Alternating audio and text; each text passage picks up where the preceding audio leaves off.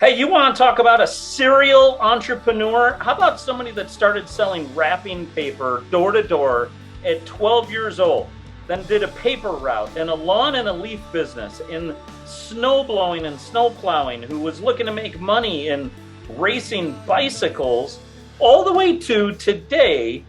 Chris Larsen has a business where he teaches people how to replace their active income with passive income. It's next level income. This is a great podcast where we break down what happens in the beginning. If you don't know where to start on creating passive income, where do you start and how much money do you need? And how do you create additional income if you needed to? Here's Chris Larsen. Hey, Chris. Well, welcome to the Entrepreneurs United podcast. Happy to have you today. Rich, it's great to join you. Thank you. Yeah. And if we could start off, if you wouldn't mind sharing some of your journey as an entrepreneur yourself and how you came to be where you are today. Yeah. So I think my journey as an entrepreneur started really with my father. So my father, he passed away when I was young. I was 5 years old, but he was a true entrepreneur. He had a Kirby distributorship. So he sold vacuums. And I'll never forget coming home and my mom saw the book that I had in my hand. And I think it was a Zig Ziglar book. And I set it on the counter of the kitchen and she goes, your dad, I remember when he read that book. And, I just looked there and she never really talked. There was a lot of, there was a lot of turmoil after my father passed away. He had a business, he had real estate, he had 6 Corvettes. He liked to build Corvettes. He had, kind of toys. It was a bit of a mess after he passed away. So I think there was, just some, feelings there that my mom, had to process. And so she didn't talk a ton about that side of my father, but he was an entrepreneur. I somehow probably got the nature part of that instead of the nurture. And when I was 12 years old, I started selling wrapping paper door to door. I forget how I got the opportunity to do that, but I remember showing up to somebody's door and they're like, "Oh, is this a fundraiser for school?" And I was like, "No, it's a fundraiser for me. Like, I'm just trying to buy a clock radio."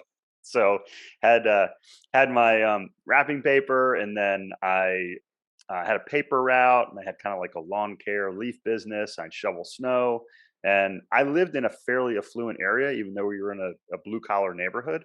So I could go a little ways, and I could go make like $300, shoveling snow or doing people's lawns. And this is 30, 40 years ago. So this good money. It's still good money today, like for a day or a weekend for a teenager.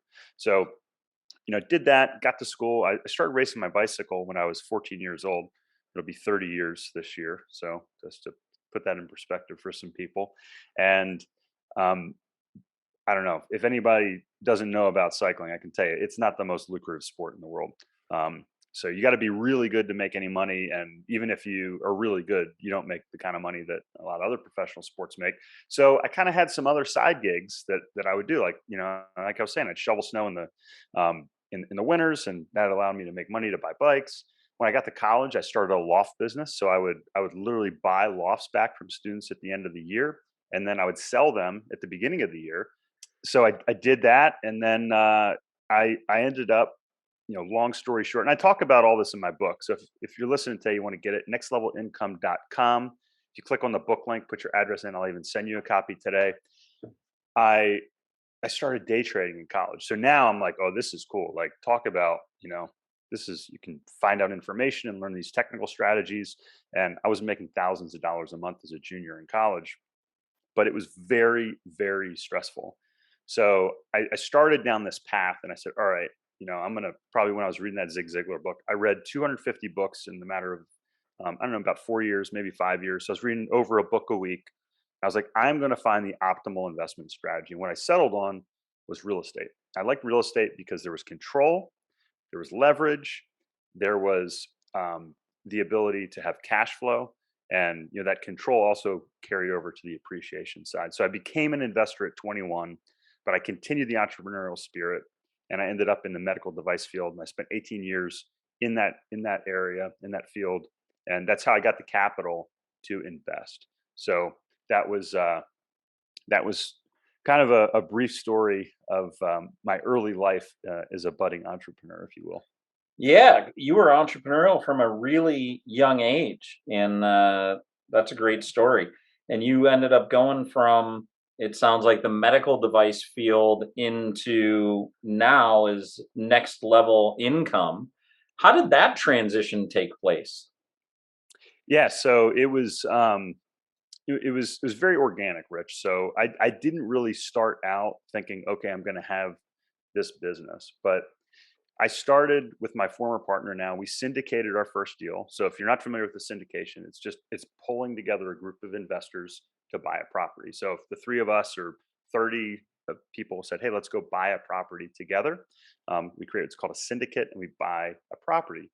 So we started investing in the multifamily space 2013. Sold all my single family portfolio that I built up over the course from 21 on, and my wife and I put all that money into commercial property, mostly multifamily. And then people started saying, "Well, Chris, what do you do with your money?" I ended up getting an MBA in portfolio management. So people, I'd have these conversations, and I'd say, "Oh, actually, my favorite is apartment investing." So people are like, "Oh, that's cool. Like, how do you do that?" So people are like, "Hey, can you introduce me to the people you invest with?" So a couple years down the road, we ended up partnering with the group we first invested with, and did our first syndication.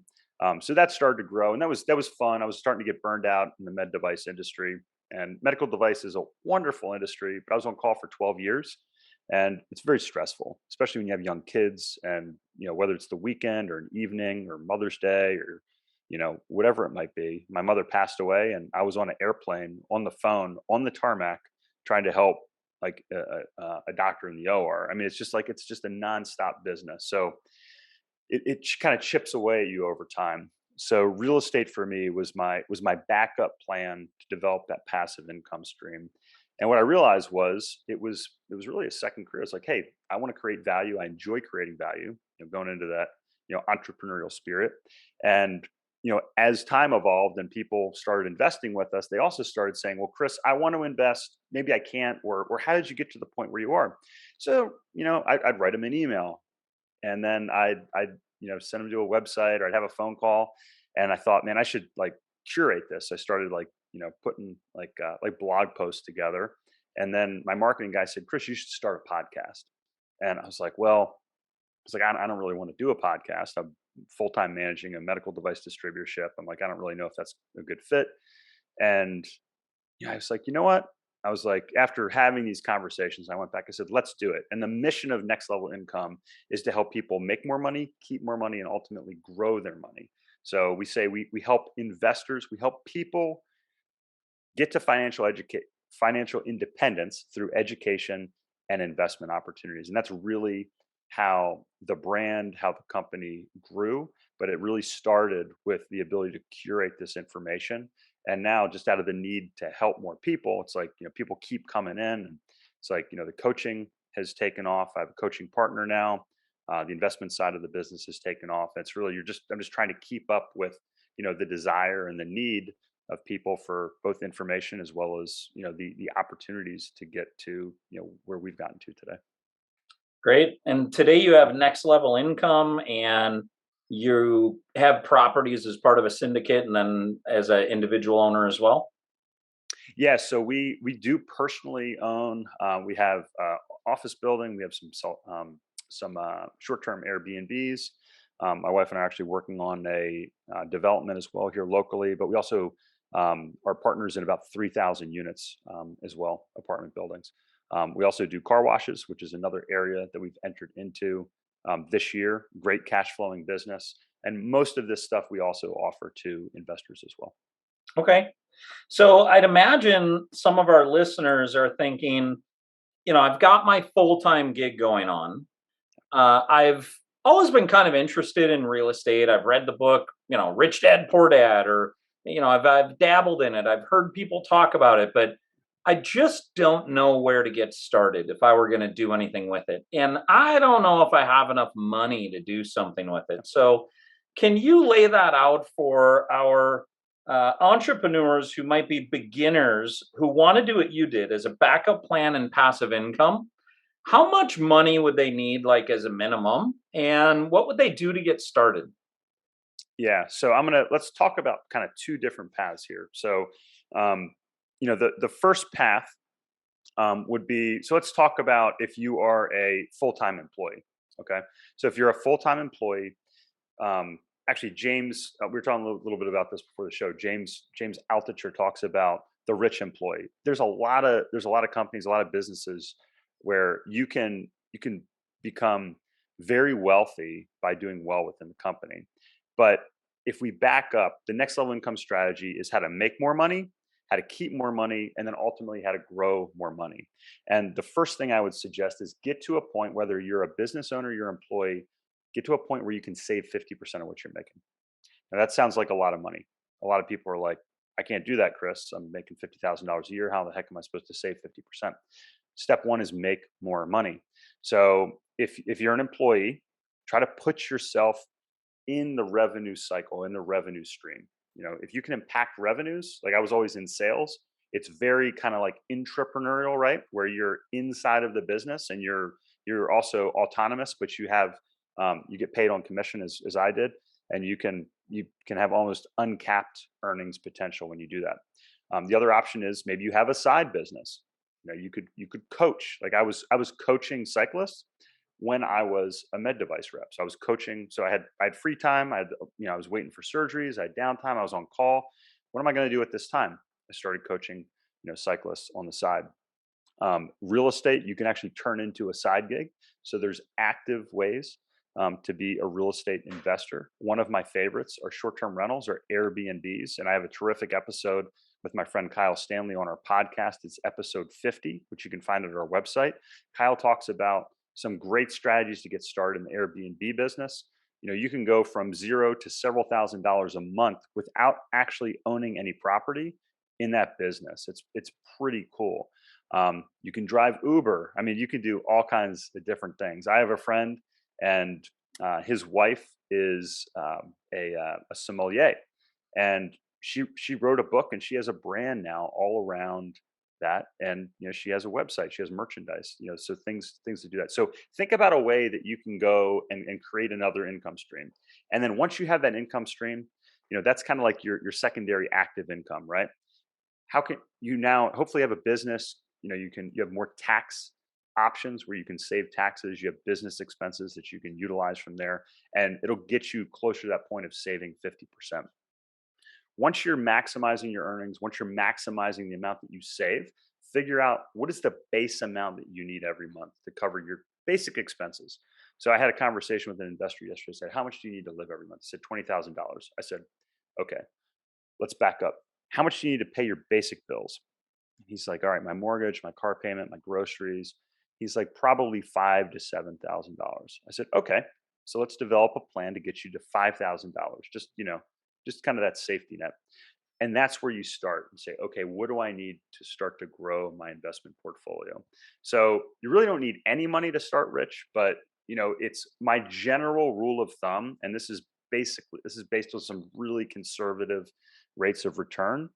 If you want an passive income of $100,000 in 10 years, whatever it is, 50, 100, $1 million a year in 10 years, whatever that passive income you want in 10 years, that's about how much you need to save or invest every year.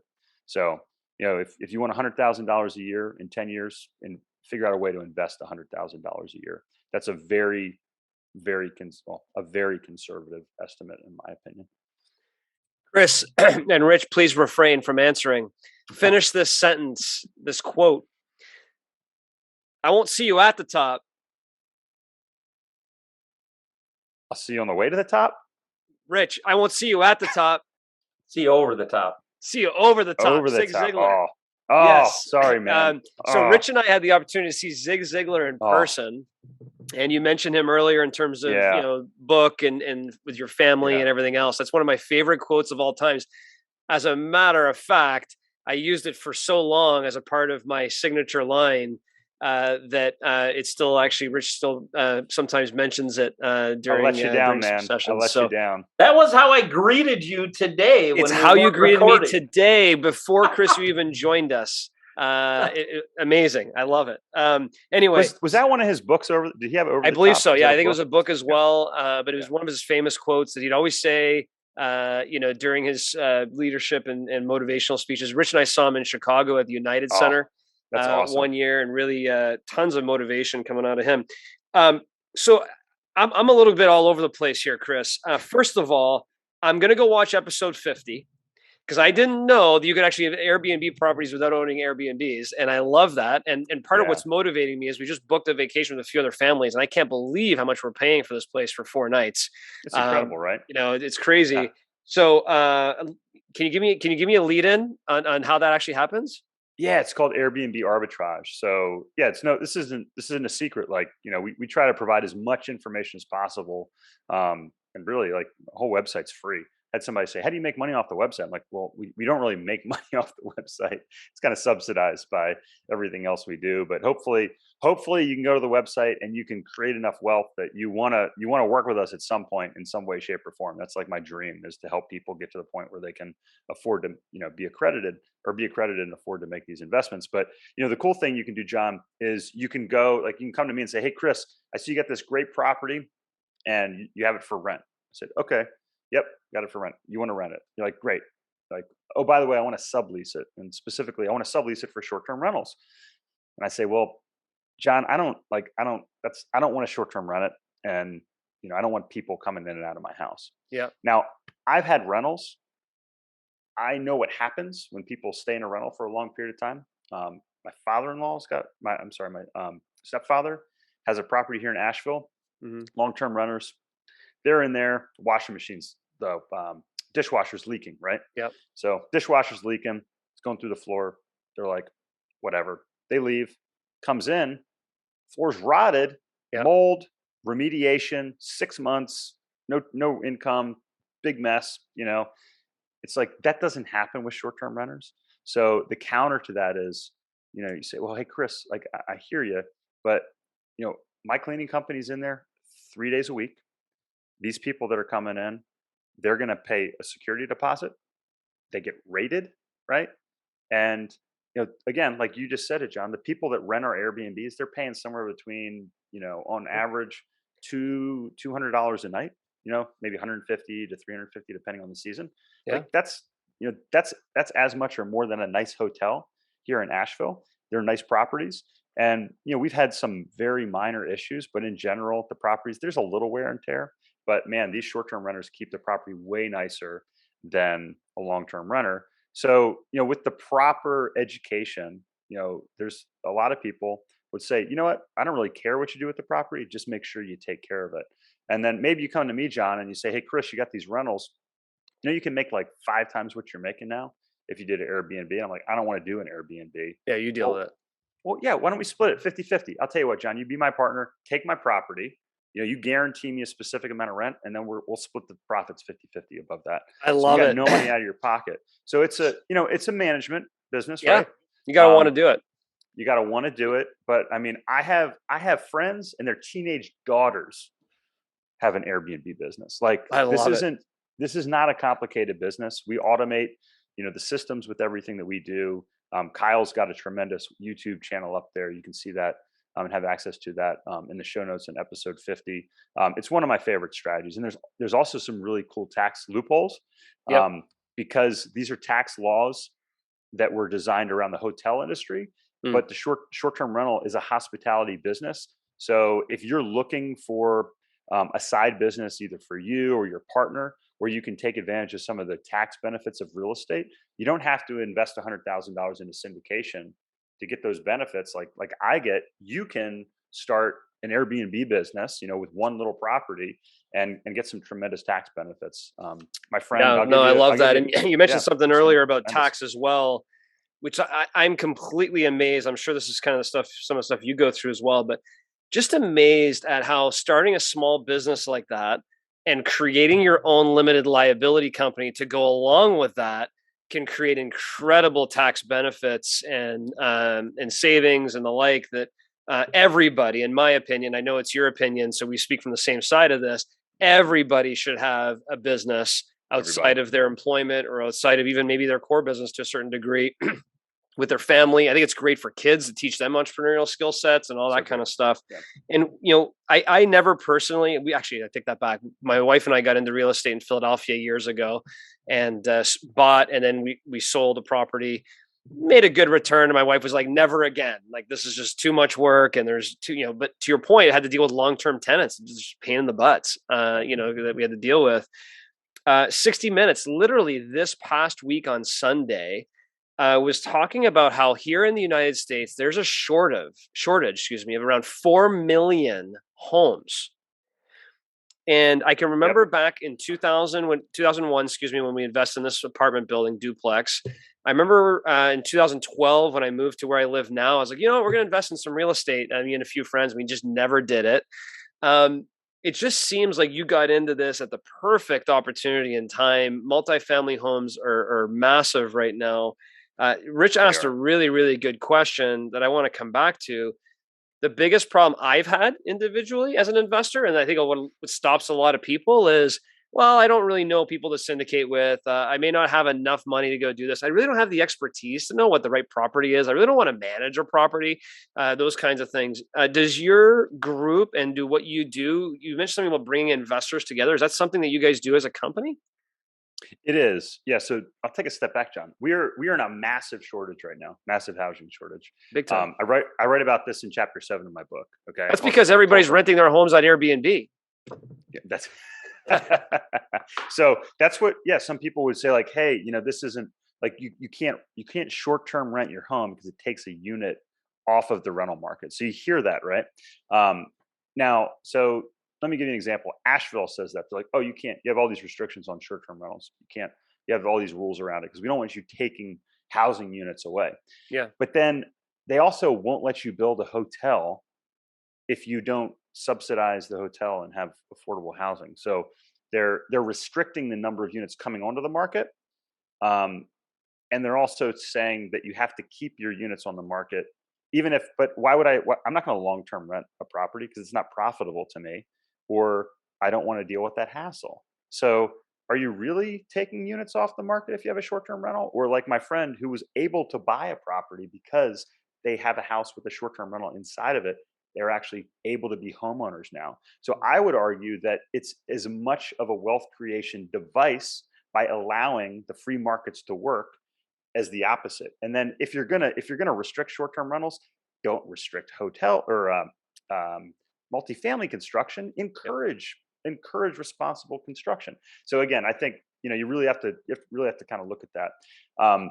So all right.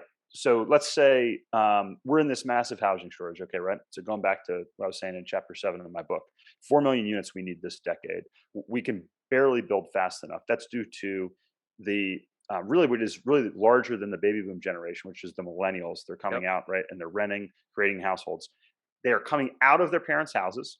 They are forming households. They're getting married. They're forming households. There's all this wealth that's coming out. Oh, and by the way, the baby boomers, they're selling those houses now because they're downsizing, and they're all moving to the same places. They're moving to places like Fort Myers, where we just bought an apartment complex here in the past 2 months, and it's incredible. Jobs are moving there. People are moving there. Baby boomers are moving there. Millennials are moving there, and it's like now we have this technology. We have this ability to work outside of the office.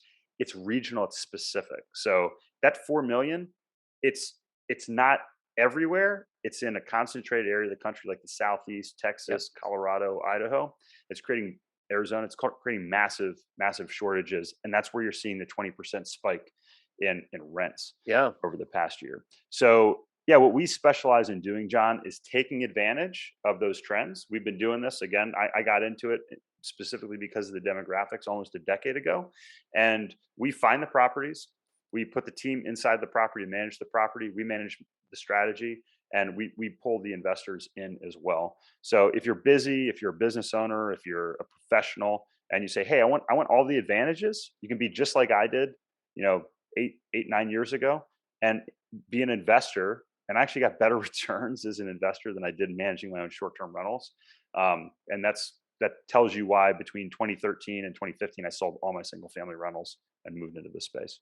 Yeah, that's awesome. As a matter of fact, when I was talking earlier about renting an Airbnb, and I know how much we're paying for it, it's in Fort Myers, so I'd probably risk staying one of your places. Um, anyway, If I could hook you up, I would, but our vacancy rate's too low. So yeah, exactly. Hey, I want to come back to just this whole concept of next level income. And yeah.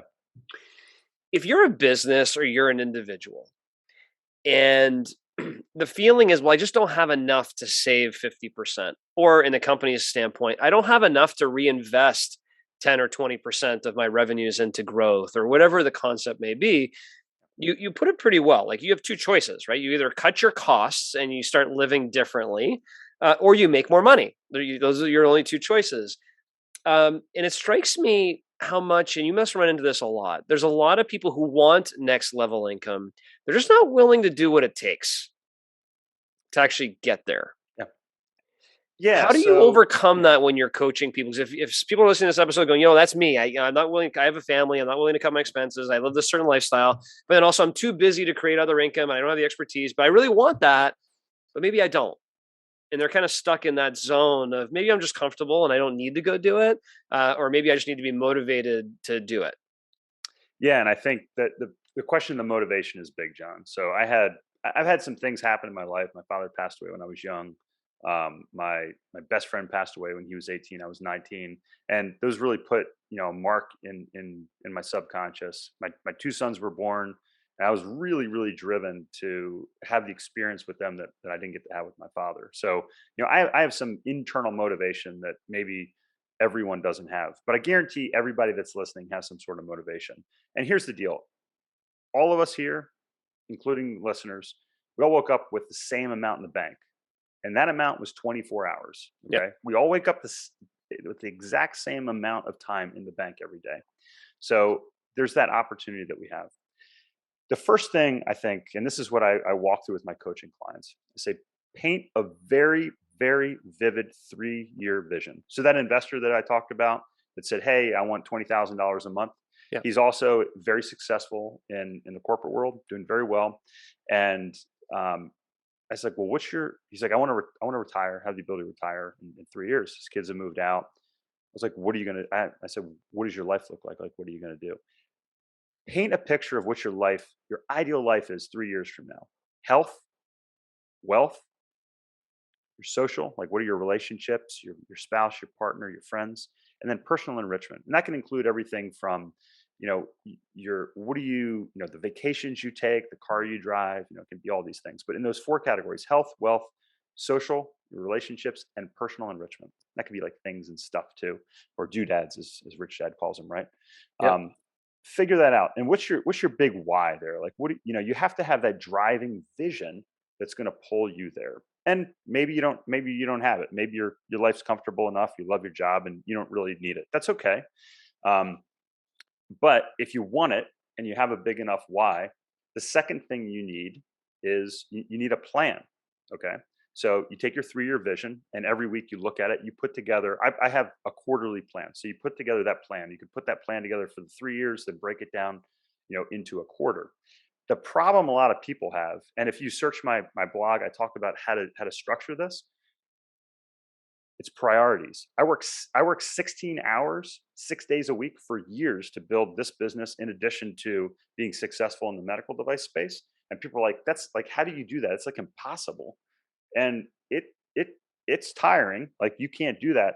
But I was fired up. Like, I wrote my book, I had the podcast, I was working Saturdays. I mean, I'd get up and then start working at 5, and I'd work until 9 p.m. at night, and I'd optimize my health and all those other things. So step 1, get your plan together for the week. Put that top priority, that thing that's not urgent, but super important, like starting that second business, put that on your list. When are you going to work out? Put that on your calendar. When are you going to spend time with your kids, your family, your spouse, your partner? Put that on your calendar. Get all that stuff on your calendar. Work will fill itself in. And here's the thing. What's the rule? That work will expand to fill the time that you have. Yeah. Right. So if you have 30 hours a week versus 60 hours a week, people say, hey, if you want something done, give it to a busy person. Once you're focused, if you sit there and you set a timer Like I can rip through, 20 emails in 30 minutes, no problem. If I only have 30 minutes, if I have 2 hours, I'll probably like check the news. Maybe I'll check the stock market. I'll take a phone call or send a text. If I got 30 minutes, the phone's off, it's face down. I'm head down, knocking out this stuff, and you can be very efficient. So again, step one, get a vision. Step two, have a plan and prioritize. And then step three, you need accountability. This is why I started the coaching program, because I was trying to help people and I would give them free advice and I quote unquote, mentor them. And it didn't work so well. And I was like, I don't get it. Like, I'm having these conversations with John. I'm giving him my time. He doesn't call me. That's because maybe you don't want to, you're like, Chris is busy. I don't want to bother you. Well, if you pay me, you don't feel so bad about bothering me. If you're paying me, I'm sure I'm going to be held accountable to you and you're going to be held accountable to me. So you need somebody that's walked the walk, that knows that path, that can look from the outside and say, hey, here are the things that we can do to tweak to make you more efficient to get there. Here are the resources that you can get. You take that time, you compress it because you can't buy time. Actually, you can. That's what I'm talking about. You can buy time through other people's experiences.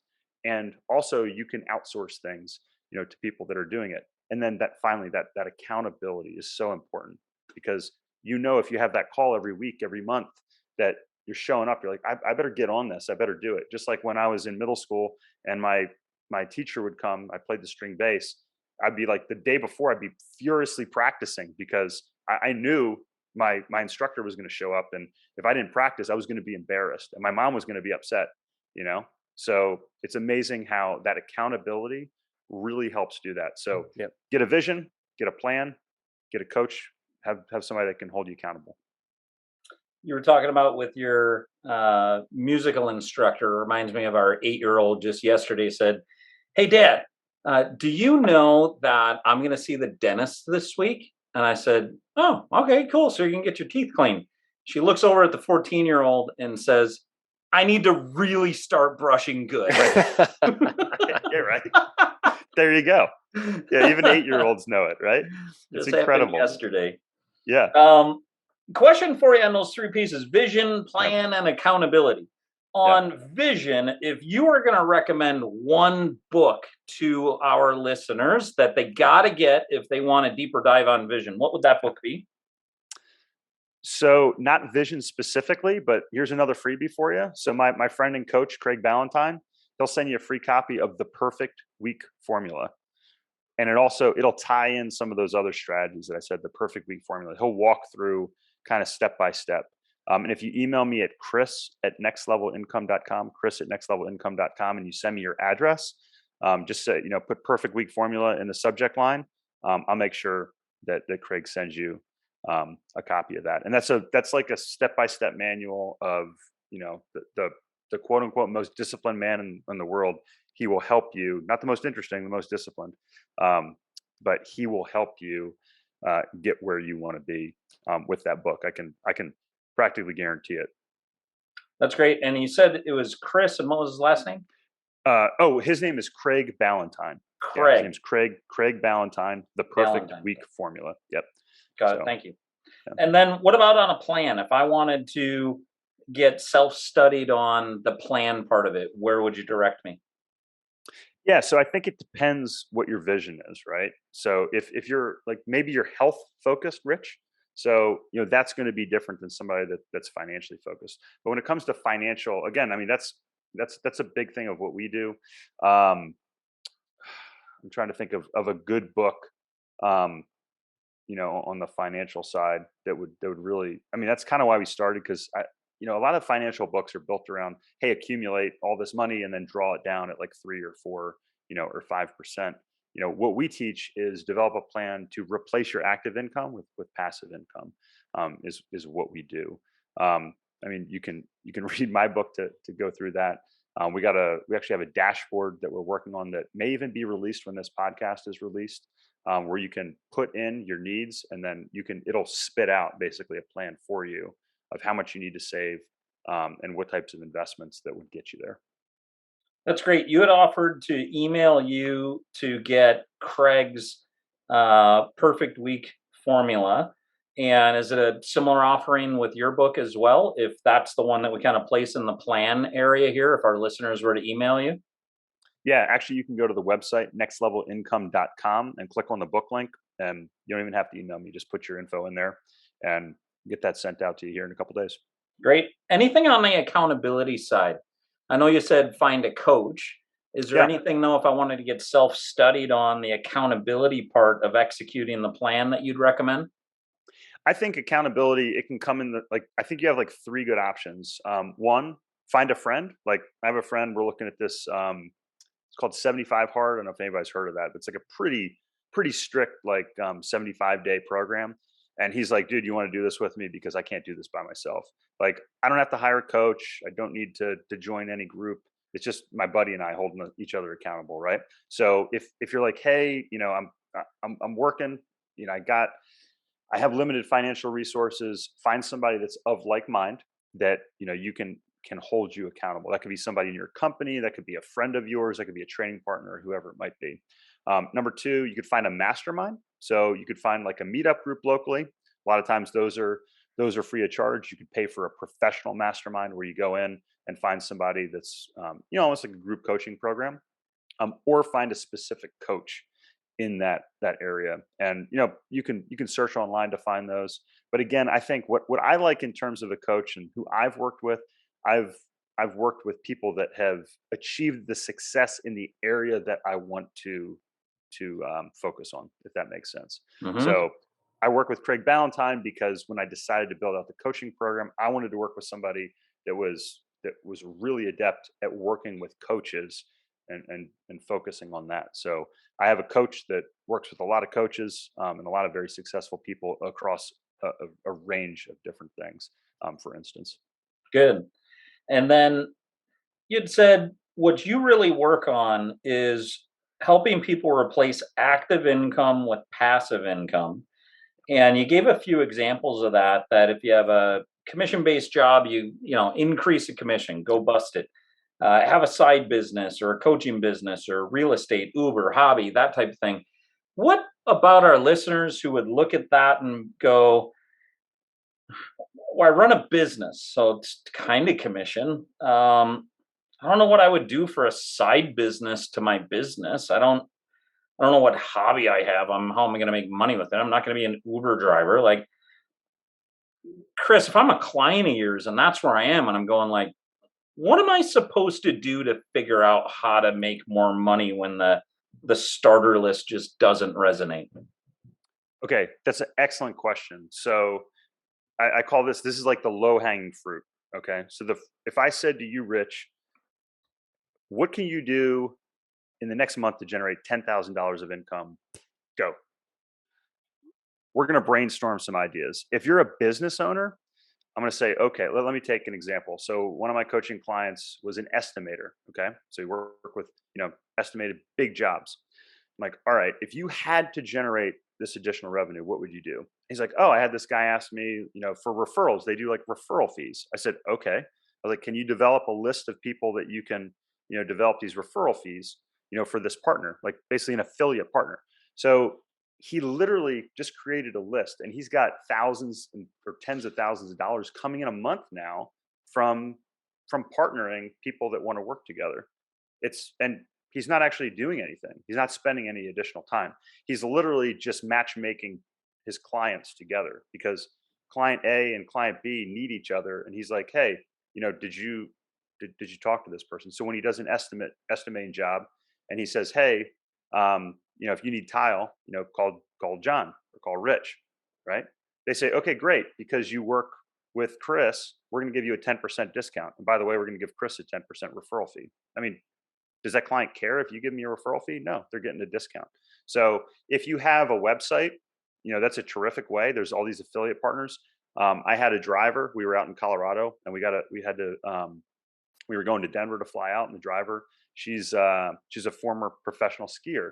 Okay, and we started talking about real estate and what I do, and we were in the car for a couple hours together.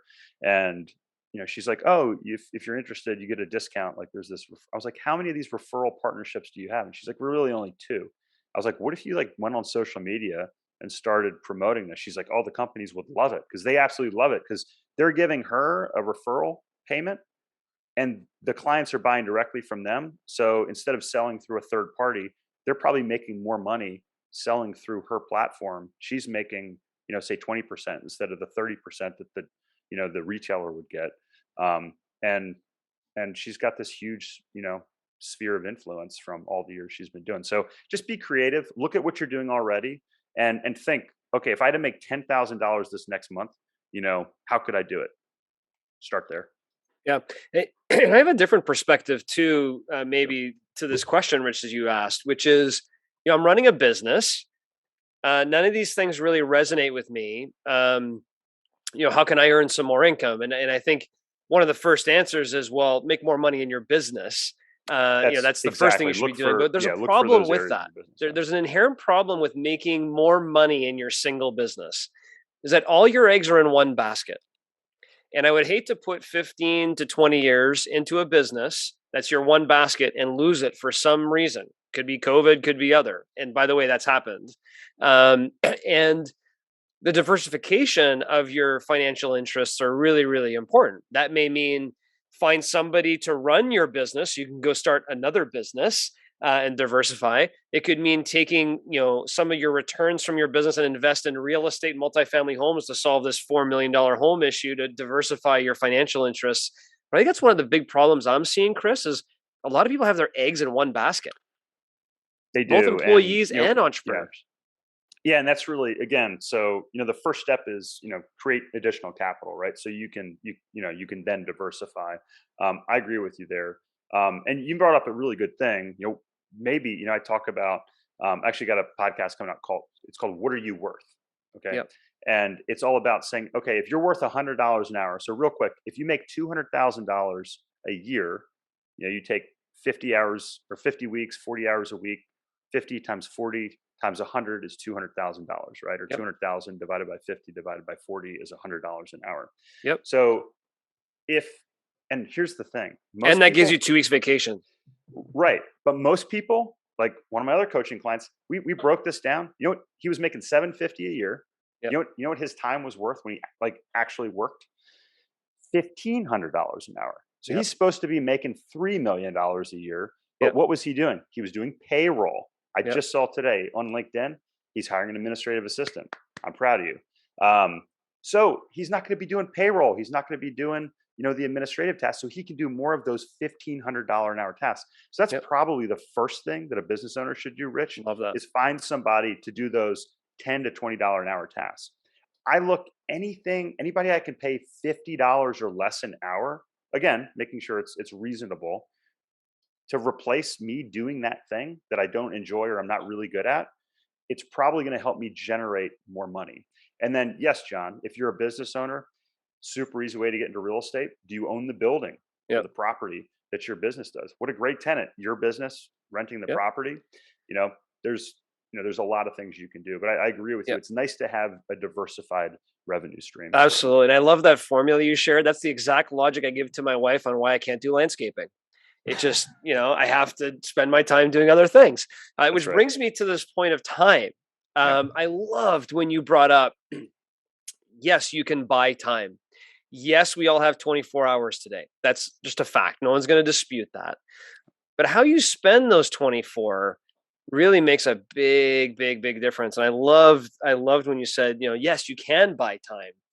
And I truly believe that one of the ways you can buy time in your own life is by deploying your capital properly, being very frugal with where you spend it, diversifying your interests, finding someone to replace you to run your business so you can actually go buy more time to do other things in your life. And, you mentioned it's not all about money, but money, I don't remember who said this, where, it's not all about money, but I feel a lot better if I have $1 million in the bank. So it'll allow me the opportunity to go do some other things and buy me time to go. But are you willing to have, go through the moments of pain and toughness and the 12, 14, 16, 18 hour days to get there is really part of the equation. Back to buy time. What are ways that you believe people can buy time, whether you're an entrepreneur or an employee? Yeah. So, and again, I'm literally about to publish this podcast. So I'm going to give you, your listeners here today, a little bit of a sneak peek. Okay. Love it. So these are some low cost areas. So first off, what we just did, we hired a nanny this year, mm-hmm. and we pay her $20 an hour. And it's been amazing because she shuttles the kids around during those like few hours in the afternoon that like, you're like, oh, I gotta cancel this podcast because I can't do that. No, I'm gonna try to take this call, or, oh, I need to talk to this investor. I can't do a coaching call. It's like, I'm not getting great quality time with my kids. Mm-hmm. I'm only in the car with them for maybe 30 minutes. They're bickering. I get home. I don't have time to make dinner, which I really enjoy cooking. I didn't get a workout in. It's like, oh, it's a disaster. Now we have a little bit more control of that. That's something that we've personally done. And by the way, my wife and I, between us, we pay for that nanny in like an hour, in like a day a week. We pay for a whole week's of services. Sure. If you're like, hey, I'm not there yet, Amazon delivery. Okay. So you can either like have Amazon deliver your groceries instead of going to the grocery store. You'll probably spend less. You'll probably buy healthier food. You can, if you're like, hey, Chris, Whole Foods is too expensive. Other grocery stores deliver as well, or just do pickup.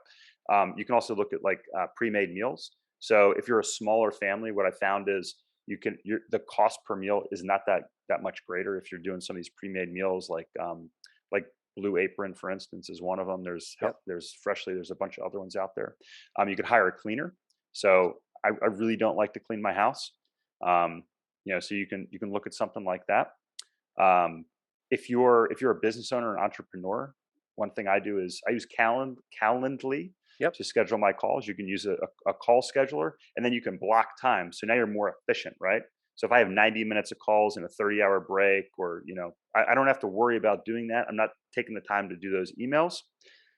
Let's go a step further. If you have somebody on your staff, train your staff member to do these things, right? Mm-hmm. Teach somebody. If you're like, oh man, it's hard to teach somebody. You're right. It is. Record yourself doing it. Record your phone call, record it on Zoom, do a screenshot, and just send that to your assistant or your employee and say, hey, just follow these steps, write it down, and you'll have everything. Logistics, you can like systematize logistics, or you can incentivize people. When I was in the OR, I was able to work with the staff and said, hey, if you put these trays back together, we're going to be able to turn them faster. You don't have to wait for me to come in. I'm going to supply them, I'm going to train you, do all this stuff. You have less inventory. You save time on the shelf. Like, it worked better for everybody to do that. And then, the big thing is if you have employees, like The 1 Minute Manager by Ken Blanchard is a great book. Yeah. Teach people, help people empower themselves, and then teach them the leadership and the systems and the strategies that you used. And what I think you'll find is that people want to be empowered. They want that sense of contributing. And it's hard. It's very humbling, right? Because you're like, well, hey, I'm really good at this. I should be doing it. And if you give somebody that opportunity to do it, you have to, one, be humble enough to hand that off. Two, also humble enough to stand back. And three, you have to trust enough to let that person sometimes fail. And you have to have those relationships. So if they do fail, you can help them get back up, and you can help work with those people. And sometimes that takes a lot of communication between, say, a client and your staff member, and saying, hey, look, Rich, look, John, I got Sarah, or, Chris, or whoever's coming into this role, and they're new, but they're going to be dedicated to you. They're going to be able to focus more than I am right now. So if you work with me here, I'm going to train them as well as I can. And I'm convinced you're going to have better service afterwards, but you have to really work hard at that. I love that, Chris. And I think the moral of what you just talked about in terms of buying time, and it aligns greatly with my philosophy on the business side as well as the personal side. Just replace yourself. If you're doing a role in your life that isn't generating the income you should, or the pleasure that it should, maybe even more importantly, replace yourself and use your talents to go, deploy that resource somewhere else where it can, generate what you need to generate, whether it be happiness or income. Love the way that brings it to a close. And certainly, I think you just got a new fan of your podcast, because I want to listen to this AirBNB one. I want to listen to this one. People can go to Next Level Income to find the podcast, or nextlevelincome.com for the website to get the free copy of the book. Email you directly at chris@nextlevelincome.com if they want to get the Perfect Week Formula by Craig Valentine. And I'm sure there's a lot more resources there. Chris, appreciate your time here today. Thank you, Chris. It's my pleasure. Yeah, thank you guys for the opportunity. Love what you're doing. Keep it up.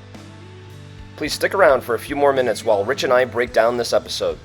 Rich, during this conversation, there's one thing that Chris said that I failed to bring back and talk to him about a little bit more. And it's something that I know you and I spent a lot of time with.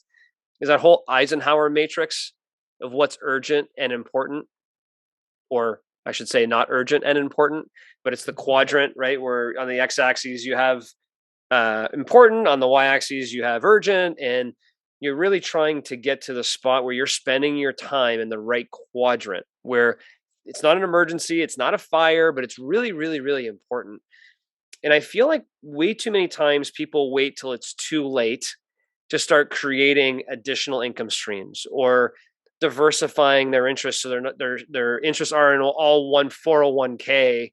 They diversifying their 401k properly, right? As opposed to being in a 401k of maybe one of the companies in 2008 that went belly up and they lost their entire savings because they were an entrepreneur. All their 401k savings was one company, didn't work out.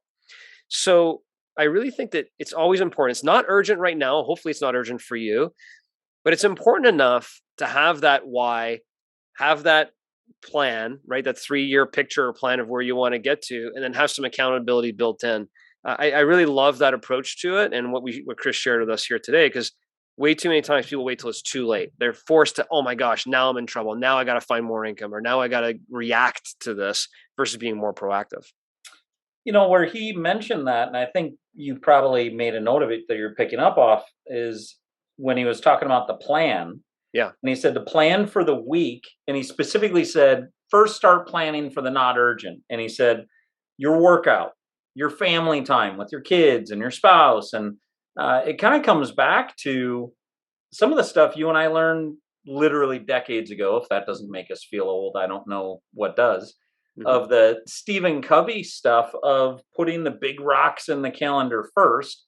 And those big rocks that should go in the calendar first are often things that are in quadrant 2, yep, that are the things that are highly important, however, not highly urgent. And I think you're exactly right. I think a lot of times if you wait long enough for things that are in quadrant 2, they get to be in quadrant 1. Yep. Here's what I mean by that. If you don't work out for long enough and you end up having bad knees, bad back, diagnosed with something, now all of a sudden it's urgent and important. You need to do something about it, and it's under stress. Yep. The family time piece that Chris talked about, you're working, he said, 16 hours a day, 6 days a week. And, at some point, I know we've talked about on the podcast, at some point you don't want your spouse to say, I don't really know you anymore. Or your kids to say, where were you during all my birthdays? And that point, now it's in quadrant 1. Now it's highly urgent and important, and it's reactive. You're right. It is so much better to do those things that are really important during a time that it's not urgent. So we don't have to wait to be under stress to do those things. Yeah, exactly. And that just kind of struck with me. And the best example I could give on a personal level is, the amount of times I thought about investing in real estate and doing those things, but it was easy to procrastinate. It was easy to be like, don't have enough, just all the excuses that you mentioned, right? Like, I don't have enough time. I don't know how to start. I don't know how much it's going to take. And what I like about what Chris is doing is it seems like not only is he encouraging people to do it, he's also providing a potential mechanism for people to invest in multifamily homes without being the expert or having all the capital needed to do it on their own. So would love to learn a little bit more about that. Certainly not financial advice from my perspective, but it seems like there's a great opportunity there for people to learn more. And the book is free. The formula week plan he said he provides by Craig Valentine is a great gift I think we should take on. And I love the easiness and formula, right? What's your why? What's your 3-year picture? And then who's holding you accountable? And I think typically one of those 3 fails, the whole thing fails. You and I have held each other accountable over the years on many different things, right? But, I've certainly found whether it be working out or whether it be different things, if you don't have a running partner, it can fail. So I think all 3 of those are very, very important, but you need to know why you're doing it. And you need to have that passion and burn. I talked about it on this episode. Way too many times, there's too many excuses that come into play. I don't want to change my lifestyle, therefore I'm not willing to cut my costs. I don't want to change my lifestyle, therefore I don't want to go earn some more money. I'm just going to be happy with what I got. And therefore they wait until the moment where it is urgent and important, and now they're in a tough spot. I think that happened to a lot of people during COVID. when he was talking about the vision, and he said, you need to have a 3-year really vivid vision. And when I asked about the book, I was wondering if he was going to say Cameron Herold, the past podcast guest, Cameron Herold's book, Vivid Vision. Yeah, what we talked about in this episode about this whole AirBNB arbitrage, I find to be very interesting, because really what arbitrage is, right, is just finding the difference between two different parties and two different things, and helping bring that together, right? You have certainly interest rate arbitrage that can happen. You have currency arbitrage. You have asset arbitrage. You have, in this case, find somebody who's looking to rent their property and help them put it on Airbnb so you guys can both make money. You don't even have to own the property, but you have to hustle. You need to go knock on the door. You need to have those conversations. You need to dedicate the time. You need to do the research. You need to be willing to do it. And I think that really, at the end of the day, when you hear about Chris's story and having a Zig Ziglar book in his hands at a young age, right, taken from some of his father's lessons that he learned at a very, very, very young age that carried through him, he was willing to do whatever it took to get to that other side, to get over the top. And you need to have that mentality. And I hear Gary Vee say it the best. Would you be willing to give up 5 to 7 years of hard work, effort, long days to get to where you want to be? If you are, it's there for you. Anybody can do it. It's, are you willing to do it though?